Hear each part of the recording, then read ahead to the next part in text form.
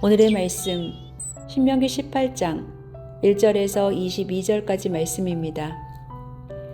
레위 사람 제사장과 모든 레위 지파 사람은 이스라엘 가운데서 몫이나 유산으로 받은 땅이 없으므로 주님께 불살라 바친 제물과 주님께 바친 예물을 유산으로 받아 먹고 살 것입니다.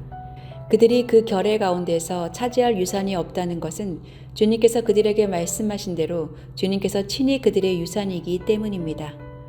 백성이 소나 양을 제물로 바칠 때에 제사장이 그들에게서 받을 몫이 있는데 앞다리와 턱과 위는 제사장에게 주어야 합니다.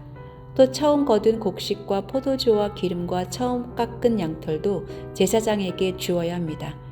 이것은 주 당신들의 하나님이 모든 지파 가운데서 그를 택하여 태우셔서 그와 그의 자손이 대대로 주님의 이름으로 섬기는 일을 하게 하셨기 때문입니다.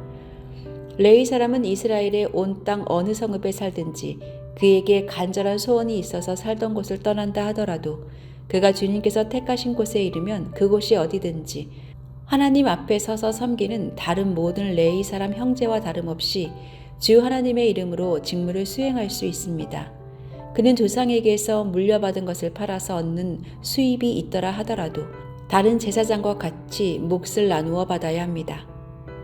당신들은 주 당신들의 하나님이 당신들에게 주시는 땅에 들어가거든 그곳에 사는 민족들이 하는 역겨운 일들을 본받지 마십시오.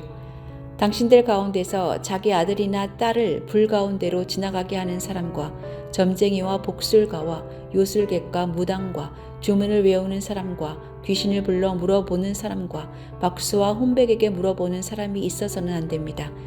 이런 일을 하는 사람은 모두 주님께서 미워하십니다.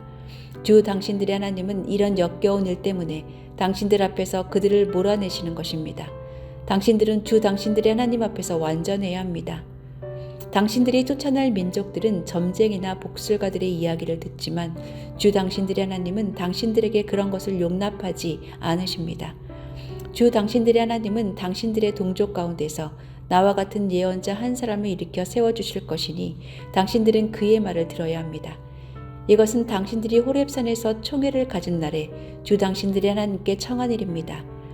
그때 당신들이 말하기를 주 우리 하나님의 소리를 다시는 듣지 않게 하여 주시며 무서운 큰 불도 보지 않게 하여 주십시오.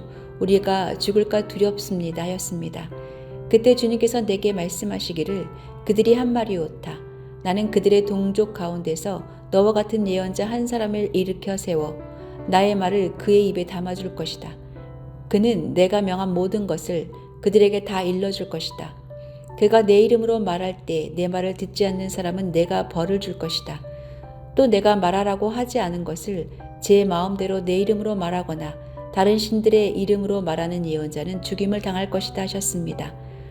그런데 당신들이 마음속으로 그것이 주님께서 하신 말씀인지 아닌지를 어떻게 알겠느냐고 말하겠지만 예언자가 주님의 이름으로 말한 것이 그대로 이루어지지 않으면 그 말은 주님께서 하신 말씀이 아닙니다. 그러니 당신들은 제멋대로 말하는 그런 예언자를 두려워하지 마십시오.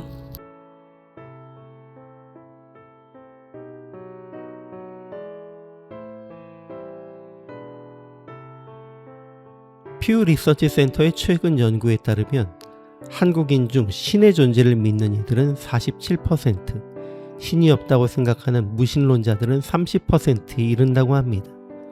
이 수치는 세계에서 세 번째로 낮은 것으로 한국 사회가 급격히 신을 부정하는 사회가 되어가고 있음을 말합니다. 그러나 현재 젊은이들이 즐기는 컨텐츠는 판타지라는 큰 영역 아래서 귀신, 환생과 같은 영적인 부분을 다루는 것이 주류가 되어가는 불균형을 보여줍니다. 이는 결국 신과 영적 세계에 대한 관심과 믿음이 없는 것이 아니라 현 시대의 성도들과 영적 지도자들이 사람들에게 삶의 열매를 보여주지 못했기 때문에 신 자체를 부정하는 마음을 갖게 한 것으로 해석할 수 있습니다. 모세는 제사장과 레위 온 지파는 땅을 기업으로 분배받지 못하며 여호와께서 그들의 기업이 되신다고 말합니다. 백성들은 정해진 제물과 소산을 그들에게 주어 양식을 삼게 해야 합니다. 또 레위인이 거주지를 옮길지라도 그들은 새로운 정착지에서 다른 레위인과 같이 섬기며 같은 몫을 받을 수 있다고 말합니다. 또 이스라엘은 자녀를 불 가운데서 지나게 하거나 점쟁이, 무당, 신접한 자, 박수를 찾는 것 같은 가나안의 가증한 행위를 따르지 말아야 합니다.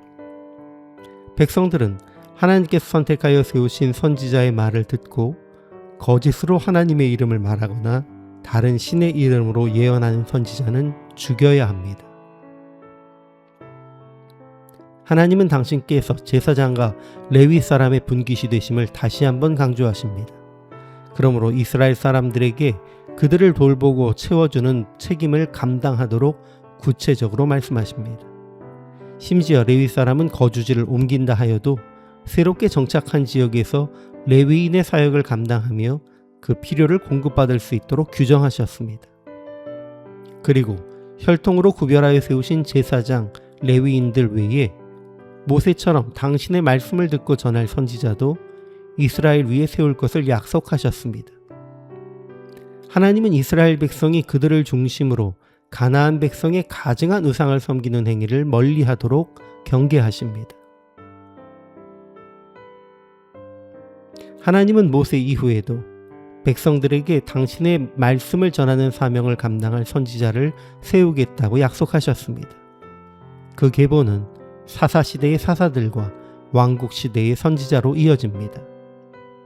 다만 하나님을 대언하는 것처럼 말하지만 자기 마음대로 말하고 다른 신의 이름 혹은 인간의 욕망을 부추겨 증거도 성취도 없는 거짓 선지자들도 등장할 것이라고 경계하십니다.